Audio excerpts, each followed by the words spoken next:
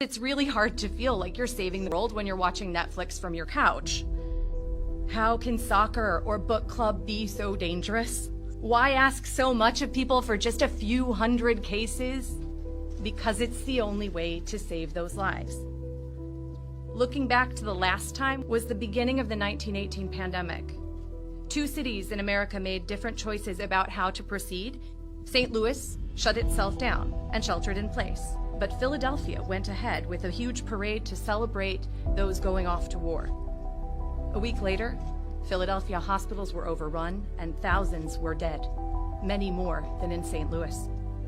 This is a cautionary tale for our time. For many of us, it may not be much more than the flu.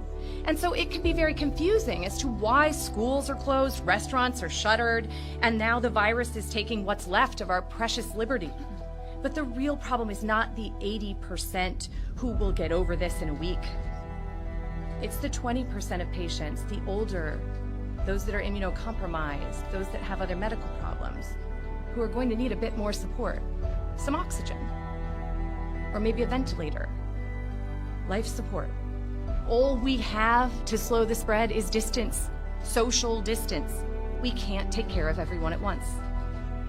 Despite doing our best to prepare for a respiratory virus pandemic, we now find ourselves facing a brand new virus with too little information, not enough personal protective equipment, changing protocols every single day, and no second chances.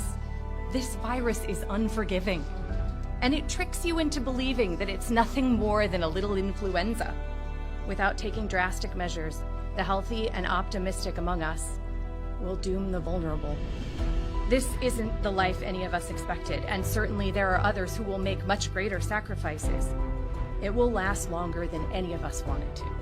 But this isn't going to be forever. All of us in the field of infectious diseases and the public health community are united in our efforts and agree with this course of action.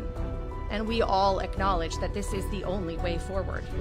I want to send my sincere gratitude and support to all of the healthcare workers in Illinois and around the world. We could not have made it this far, and we will not get much further. And so I also express my gratitude to everyone working in public health. We have to fight this fire before it grows too high. These extreme restrictions may seem, in the end, a little anticlimactic. But if we do this right, nothing happens.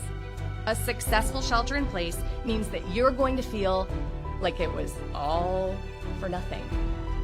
Because nothing means that nothing happened to your family.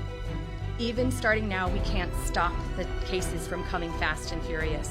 But with a real commitment to sheltering in place and a whole lot of patience, I know we'll get through this together and find a way back to the life that we used to live.